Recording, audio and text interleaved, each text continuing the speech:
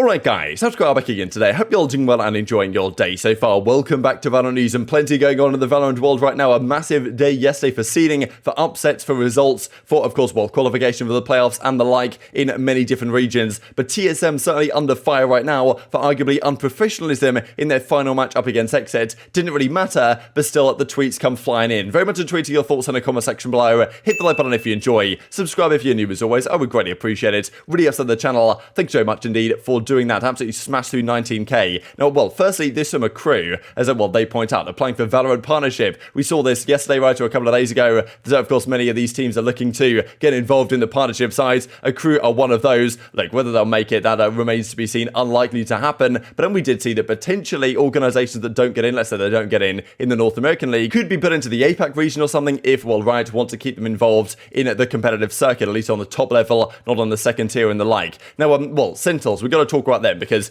every match that goes on right now in the North American VCT especially is incredibly important for whether Sentinels have a chance to still compete this season. Now, you know, we've heard different talks about this, whether it's kind of impossible for them to make LCQ, whether they can still make it. Now, it is still possible for them to make it if things go in their favor. Of course, they also need to try and beat Cloud9 here on Sunday, which it will help them and give them a better seed in their group, which of course will mean they get a slightly more points advantage, which doesn't mean everything, but it could be crucial. So as George Gillis points out right here, and well, Scott points out as well, Scott Robinson, and he gives an update on that here in a second, but this is kind of what he says. Effectively, if Sentinels beat Cloud9, they would get to 50 points. They'd finish 5th in their group instead of 6th, therefore they go from currently, if they've got 45, they would go up to 50. That means that, of course, many teams would still finish above them, right, given the way they are right now, and of course, teams get points for playoffs and stuff like that as well. Now, if Cloud9 do lose to Sentinels, then all of these teams here, NRG, EG, FaZe, and Ghost, need to pass Sentinels in order for Sentinels not to make it. NRG can make it if they just make the playoffs, which they can do tonight.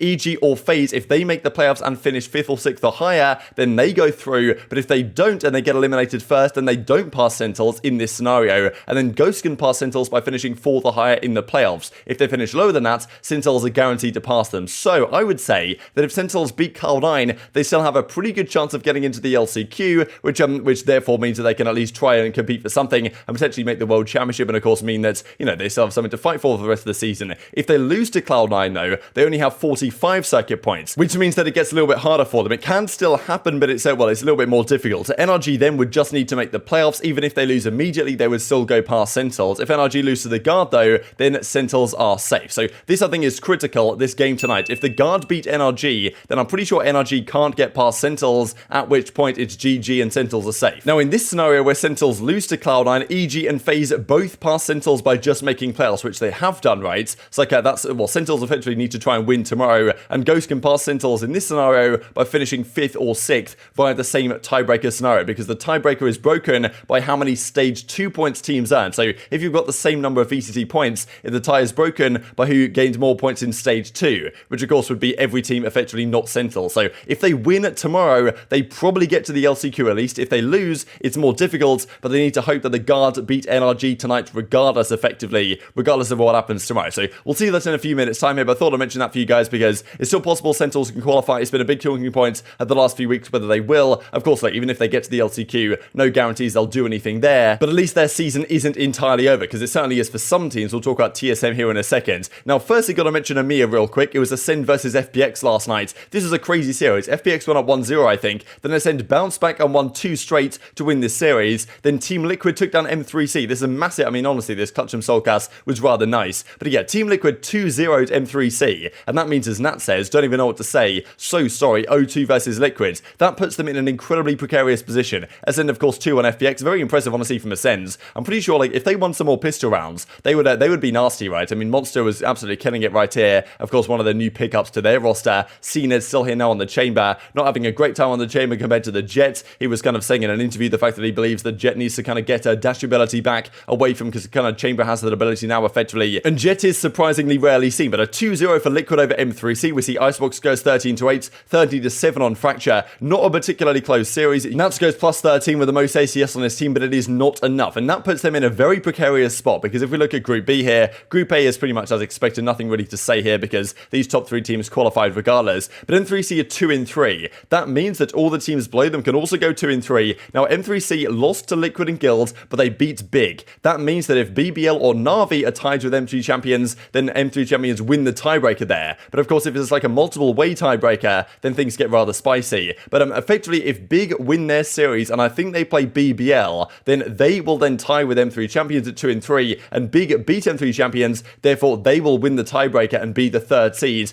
after Guild and Liquid. That game is happening tomorrow, but effectively M3 Champions former Gambit just need to hope that everyone that's below them loses, and then also that, Big lose to BBL. If that's the case, then M3C I think go through anyway, but there's a good chance that former Gambit don't even make it all the way through to playoffs at this point, which would be massive for them, because of course it happened I think to Ascend's first time around with their previous roster, so just crazy stuff there. Let's talk North America then, right? So as Sabrosa says, expect the unexpected. This may well have been referring to the Phoenix that he then pulled out in the game 2 of this series. But again, look, TSM going into this one, there really was not that much to play for them in this series. They were already 0-4, and even if they'd have won this series and gained the couple of extra points maybe they would have got for doing so, right? And if they'd have therefore, this still wouldn't have qualified for playoffs, they still wouldn't have had enough points overall to qualify for the last chance qualify because they weren't here right back in stage 1, so therefore didn't have as many points as they could have done. So yeah, TSM were effectively out of not only the playoffs but Champions and Masters, of course, as a result of that, regardless, even before the series began. So really they had not too much to play for, but of course, in TSM, I guess they're relatively confident that they can come out and next year get a spot in the franchise league, but you might have thought the team would have, tried a little bit harder, or at least try and show that, they're not just completely trying to throw away.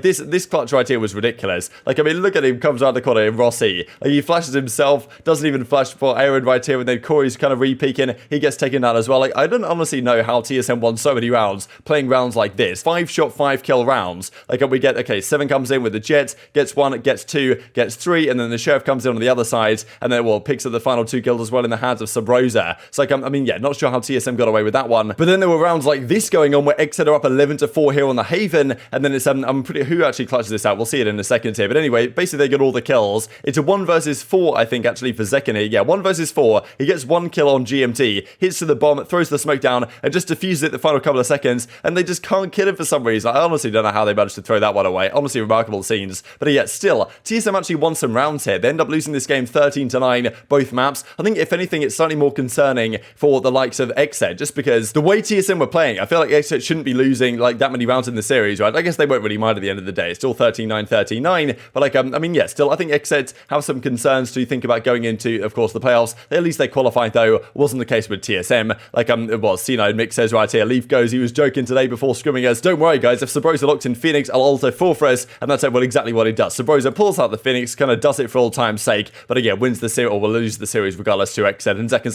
lol, 2-0 TSM, they basically didn't even try, didn't even put up a fight, as Aaron says right here, respect to those guys, 4-1 in this stage 2 groups, can't wait to play them again. I think he's kind of joking here, to be honest, and maybe just throwing a couple of shots their way, because they're not going to play each other again, at least for the rest of this season, because TSM are fully out of there, and who knows what happens next year, who actually gets a franchise spot, because TSM arguably will, xNed arguably won't, so that could, of course, create kind of a bit of chaos. This, I think, was kind of the key roast tweet of the day. Rossi actually tweeted this back in January. There was some drama going on. He was basically taking the mick out of Dephh for not knowing what he was talking about, and then, Dephh had this one saved up. GG's TSM, they played well today. I imagine he was kind of semi-joking about that one, just having watched the series, waiting for seeding on 100 Thieves versus Ghost. That's a big weekend big match this weekend to determine what the seeding is going to be, to see where xNed are going to be going into the playoffs. But yeah, Sabrosa says, at least I got to play Phoenix again. So, there was nothing really to play for here, but still, tweets were flying in the likes of this. Tarek, I'm pretty sure this is a copy pasta from somewhere or another. But again, not professional from TSM at all. Shame on that you disrespect esports like this. So,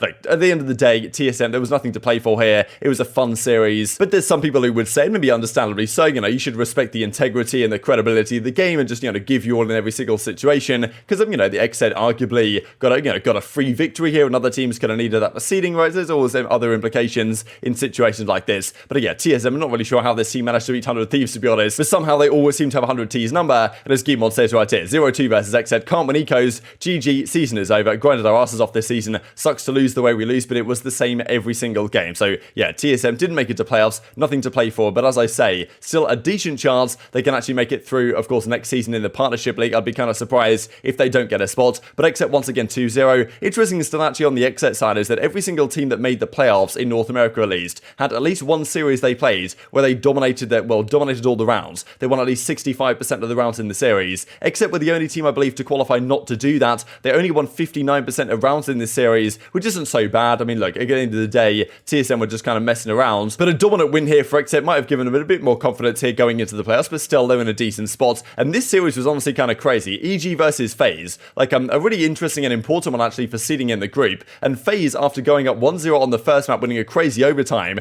they then go down 9-3 at the half here on Breeze, and then win every single round, 10 rounds straight on their defensive side. Dicey was being an absolute monster here actually as well, to get them up 12-9 at this point. And honestly, EG must have just lost full, because losing 10 rounds in a row here on your offensive side is tough. We know that Breeze can be defensive sided, but this was quite something honestly for the FaZe guys. And they win this series 2-0 against Evil Geniuses. babybay on the Neon again, making play after play. Like he's really exciting to watch on that agent. It's such a fun agent when you see a guy like babybay or Victor or whatever, like use her to great effect. And yeah, what that means is with FaZe taking down EG, both of those teams still qualify for the playoffs, but the first seed is now very much up in the air. The winner of OpTic and LG will get the first seed over in that group B, and 2-0 over EG right here. Dicey, babybay again, the top performers. They kind of, switch around who uses the chamber, which I thought was kind of interesting right here. But yeah, the rest of the guys supporting very nicely indeed. And yeah, really the star players here for EG didn't turn up too much on the day. And that leaves the situation as follows. Except right now, for now, at the number 1 seed here at 4-1. 100 Thieves 3-1. But because they beat Exet, that means that if 100 Thieves beat Ghost, then they get the number 1 seed. And as we talked about earlier, the Guard versus NRG is incredibly crucial. If NRG lose this and the Guard get through, then I'm pretty sure Sentinels should be safe regardless of the situation with Cloud9. But they need to try and beat them anyway on Sunday to maximize their chances. TSM here at 1-4, no real surprises there at the end of the day. And these then are the games tonight. So NRG, the Guard is the first one. As I say, incredibly crucial. Winner of this goes to playoffs, loser doesn't. And Sentinels also going to keep a BDR in this series. And then 100 Thieves Ghost to effectively determine if 100 Thieves win that one, they'll get the number 1 seed. But yeah, the seeding certainly at the top of this group is very much in question right now. The number 1 seed is pretty big because you get the bye, of course, through to the second rounds. And that loss was huge for Evil Geniuses because despite being in a position to actually get the number 1 seed, they now find themselves in the number 4 seed, at least for now. And this number 4 seed starts in the losers bracket at the playoffs, which puts them in a very tough spot if, of course, they're still there when everything concludes. But very much intrigued to your thoughts and all this stuff in the comment section below. Hope you guys enjoyed the video. If you did enjoy it, hit on the like button, tell us the YouTube gods this is a good video,